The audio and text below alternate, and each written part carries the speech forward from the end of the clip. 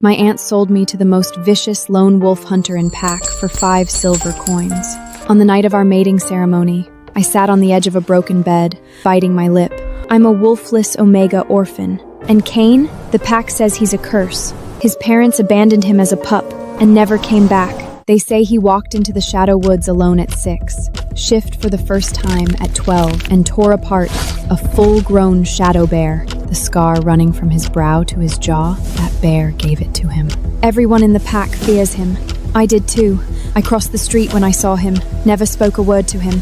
It's that I wanted to him, never even looked him in the eye. I never thought my aunt would sell me to him. No gifts, no feast. I wore an old white dress and took shaky steps into his cabin. It smelled of blood and old fur. I didn't think I'd survive tonight. All I could hear was my aunt counting her silver. Don't blame me, Ella. You're lucky anyone would take you. I stood there like a fool, not knowing what to do, until the door banged open. I gasped. His leather coat was slashed open across the ribs. The smell of copper hit me before I could breathe. He didn't say a word. Black bread, roasted venison haunch, a bowl of broth still warm. Eat. I was starving, and I couldn't remember the last time I'd had meat. I ate like an animal. That meal was the first time I'd been full, her Tunneran's use since my parents died. When he pointed to the bedroom, my blood ran cold. I crept inside and sat on his ragged bed, trembling like a leaf in winter. Cain sat by the hearth and sharpened his knife, a hunting blade as long as my arm. The whetstone sang with every stroke, scrape, scrape, scrape, each one scraping across my heart. I pressed myself into the corner. Come here. His voice was gravel and broken glass. He frowned. Then he stood. His shadow swallowed me whole. I shut my eyes and braced for the blow. I was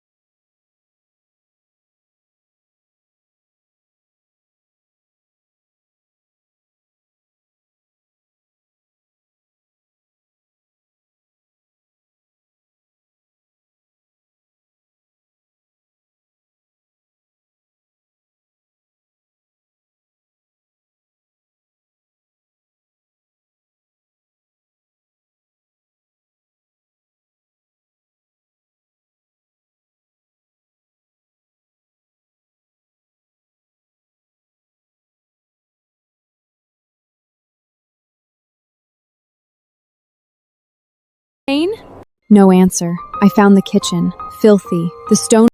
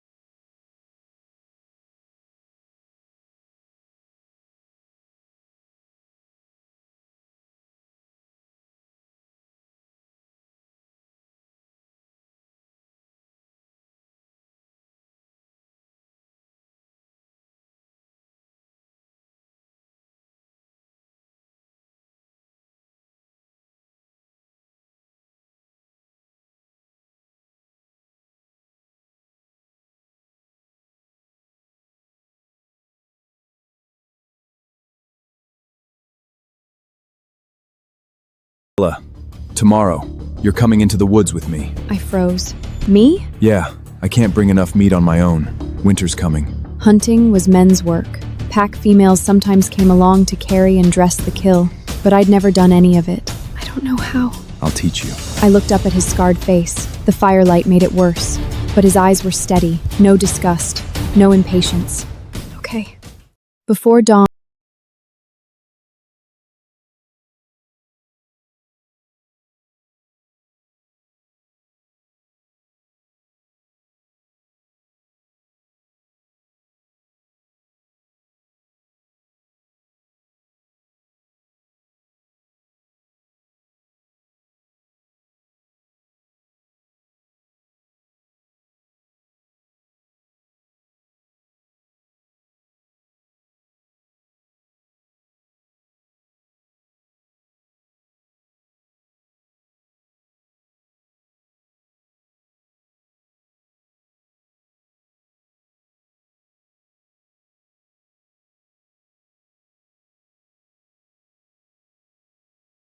animal. You need to learn this. In case I'm not around, you need to eat. I crouched and watched his hands. Skin comes off first, keep it clean. Gut it fast or the meat sours. We carried the meat down the mountain together, one half each. My shoulders screamed. I didn't complain. Cain looked back at me. Good job. It was the first time anyone had praised me since my parents died. Ella, I turned. Cain pulled a leather pouch from his chest and shoved it into my hands. from now on, you hold the silver. But I... Male hunts. Female keeps the house. That's how it works. I weighed the pouch in my hand. Heavy. Nice. Ella. Yeah? I went quiet. I was scared. I didn't know what it would feel like. But Cain had been good to me. Where would I go if I left him? I had nowhere. No one. Being marked. Carrying his pup. That was my fate. I nodded. I thought marking was just a bite. But Cain brought new furs and honey mead. We stood in the yard under the moon, swore ourselves to each other, and drank from the same cup. Then he led me inside. The fire was low. He pulled the strap of my dress down. The fabric fell to my feet. I crossed my arms over my chest. He took my wrists and gently pulled my hands away. You're shaking. I'm cold. No, you're not. His hands slid around my waist, rough palms against bare skin. He pulled me into him and kissed me, hungry, desperate, like a man who'd never been allowed to want something. He tore his shirt off. I touched the scars on his chest. Then my hands went to his trousers, fumbled with the ties. When I got them undone, he pulled me against him, skin to skin. I gasped. He laid me down on the fresh furs and came over me. Last chance. He said, voice wrecked. Tell me no. I touched his scarred face. Don't stop. He didn't. When he bit down on the back of my neck, I cried out. He held me steady, whispered it would be over soon. Afterward, I lay shaking. I asked for water. He brought it to my lips. I stared at him like he'd grown wings. When I lay back down, the mark on my neck was still warm. Every wolf would know. I belonged to Cain. Cain belonged to me. I smiled into the dark. Cain didn't talk much. He hunted. He brought me silver. He did the heavy work. When I said something, he answered. We talked about building another room, about digging a cellar for meat and grain. I liked that. I looked at my clothes. They were getting tight. Maybe I should eat less. Ella, is Cain home? It was Martha, good woman. He's hunting. Oh no, his parents are back! What?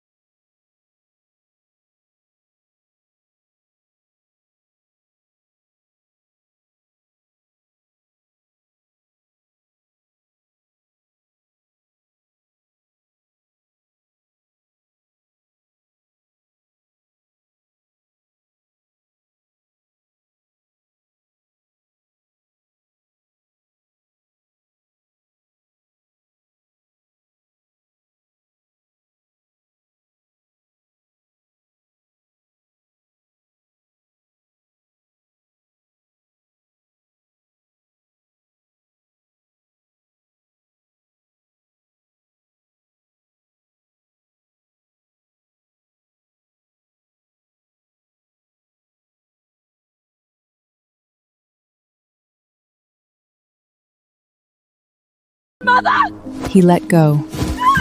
I'm gonna die! My son has a mate now, and I'm dead to him! Kane looked at her, then at me. You've been gone for years. Why are you back? Margaret stood up, dry-eyed. We came home to be with you. And this cabin, we built it. We're staying. The cabin is yours, but we split the belongings. What I bought with my own hands comes with me. Margaret's eyes clean, she orderly. You can't take the furniture. What will we use? Not my problem. Have mercy! I gave him life, and now he wants to leave us with nothing. Keep the furniture, but my hunting kit comes with me. My clothes, my furs. And I'm severing the bond. Margaret screamed. The bond? Alan squeaked. Good. Good. I wanted to cry. My home. The one I'd scrubbed and mended with my own hands. Gone. But Kane's silver was still in my pocket. We signed the papers, pressed our thumbs to the ink. At dusk, I carried our clothes. He carried the baskets. The higher we climbed, the heavier my feet became. I stopped and looked down at the cabin. I looked at Kane and burst into tears. Kane wiped my face. Don't cry. We still have silver. The cabin was theirs anyway. We only borrowed it, and Alan is poison. Letting go of those scraps saves us from worse. The debt collectors can't touch us now. He looked down at the valley.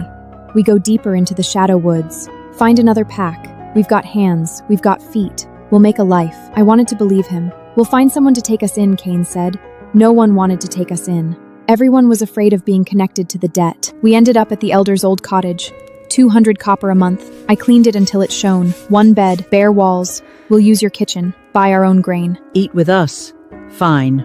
We ate simple. Black bread, smoked meat, broth. Kane didn't complain. I'll hunt tomorrow. Trade for grain. You can roast something when I get back. We'll save silver. Build our own place. Still have silver. Your parents will never leave us alone. Your parents are greedy parasites. They'll never let you go. Eat your bread. I snuggled into him that night. His hands wandered to my hip. I pushed them away. What are you doing? We're guests. Scenting a den that isn't yours was an insult. Kane sighed and let his hands rest on my hip. Sleep. I bit my lip so I wouldn't laugh. The next morning, Kane went into the woods. The other pack women helped me with the kitchen fire. You're easy to talk to, but Kane scares the piss out of us. He's not so bad, but they didn't call him cruel. Good thing he severed the bond. Alan would have bled him dry. I'd resented Kane for giving up the house. Now I understood. We were young. We had hands. We'd build again. The debt collectors found Alan within a week. They stripped the cabin, sold the hunting grounds and the reindeer, left him 50 gold short, due by winter solstice. The women told me the story in whispers, Yameo Sihal Menrian. I kept my face straight. Kane borrowed silver from every house in the pack. They gave it to him. One wild boar from Kane brought the whole pack running to help build. 2 log cabins, 12 men, 2 days. Kane laughed when I asked what he wanted for lunch. Kane and I made it through the cold. Full belly, warm bed. He wanted a pup. I wanted a pup, maybe next year. The winter was mild. When the snow melted, the pack started north. I stayed close to camp. I gathered wild greens and berries, dried some, salted others. Come winter again, they'd go into the stew pot. Kane hunted every day. He brought home silver. He gave it all to me. The coin jar grew heavy. One day, Kane came back from the mountains with a graver expression than usual. What's wrong? Something big came from the south. He put down his hunting knife and sat at the table. The tracks are a full circle larger than a shadow bear's. It's not like an ordinary beast. My heart tightened. Then don't go. Can't not go. If that thing keeps moving north, it'll cross the pack's migration route. More than just our family will suffer. He was quiet for a moment, then looked up at me. Ella, tomorrow you're coming with me. Me? You don't have to fight it head on, but I need a helper. Someone to watch my back, to keep it from lunging at my flank. You trust me? Kane looked at me, didn't say a word. The next morning, before dawn, we went into the shadow woods. Kane suddenly stopped and crouched down to look at tracks on the ground, bigger than 2 fists put together. Mountain lion. He said under his breath. He turned to me. Scared? I gripped my knife handle. Yes. Good. You should be. We followed the tracks for some time. Kane raised his hand for me to stop. He started taking off his clothes. Leather coat, dropped them piece by piece on the ground. Then, he changed. His body lunged forward, hands hitting the ground and turning into claws. Dark gray fur pushed out through his skin. A massive wolf stood before me, twice as big as an ordinary gray wolf, fangs gleaming white. A roar came from the bushes. The mountain lion burst out, lunging straight at Kane. The two beasts crashed together. Cain didn't let go, but the lion's jaws were heading straight for his throat. I didn't think. I ran out, short blade raised. I stabbed at the mountain lion's side. The blade sank into flesh. I was thrown through the air, my back slamming into a tree trunk. Stars burst in my vision, but I didn't let go of the knife. It was still in my hand. Cain bit through its throat. The lion twished a few times, then went still. Cain let go. He was soaked in blood. The wildness of the wolf was still glowing in his amber eyes. He walked over, lowered his head, and touched my palm with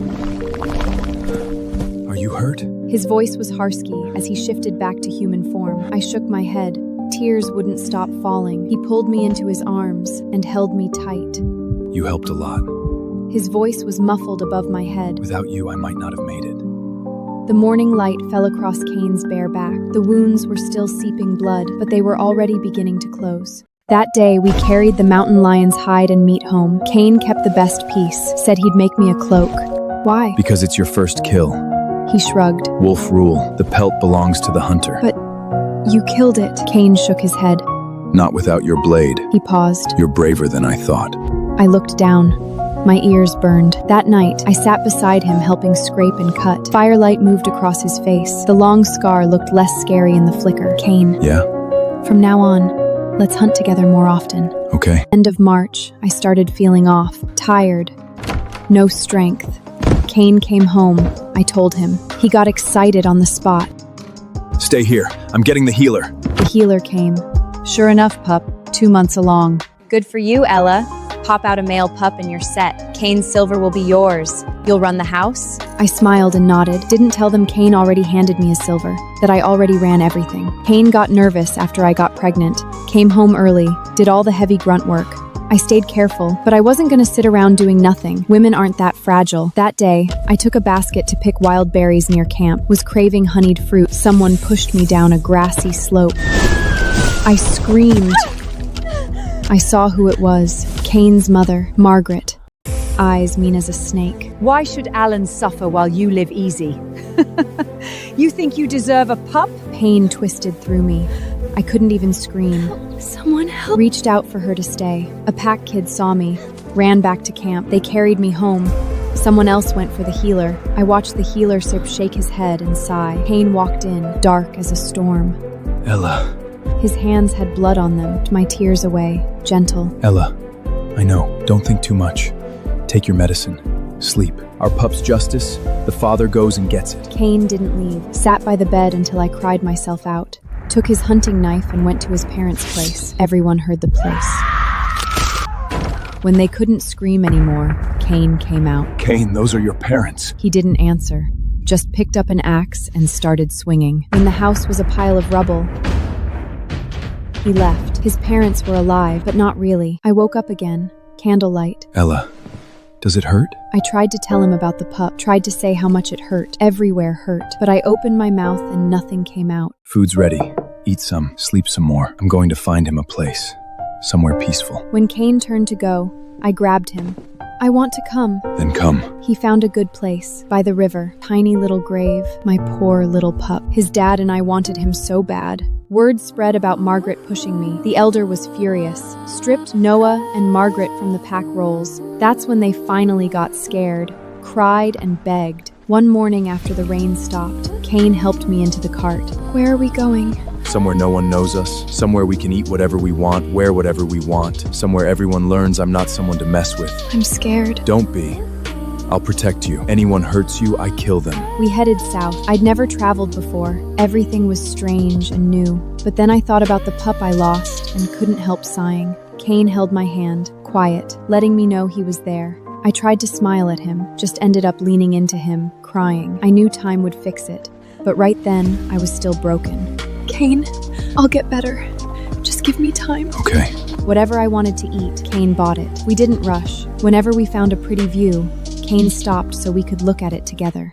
My eyes went hot. I just screamed. Half the weight in my chest broke apart with those screams. We stopped at a town called Redford, flat everywhere. Rented a little courtyard place. Cleaned it up, brought our things in, started feeling like home. That night, we roasted venison. The neighbor's kids smelled it and started crying for meat. Cain and I looked at each other and laughed. He cut meat for me, I cut meat for him. Cain had the horse and he was strong, easy to find work, paid pretty well. Life was comfortable. Molly from next door, her son Tommy with her. I rubbed Tommy's head, went and got him a piece of honey candy. Thanks. Going to spoil him. Lord Foster on the west side is throwing a party. Needs scrubbers. 50 copper a day. Let me check with my husband. But if I went, who'd cook for Cain? Let him stay a while. Tommy was good, quiet. I wiped his hands, did my sewing. He sat next to me playing with little wooden blocks Cain had made. Look, Ella. Good job. If my pup had lived in 2 or fine Deblay wary 2 or 3 years, he'd be this sweet, this good. You're good too. What am I good at? Sewing. I rubbed his head. Then came footsteps outside. Cain's home! Tommy smiled. Everyone was scared of Cain, even the kids, but not Tommy. He liked him. Cain came into the yard. You're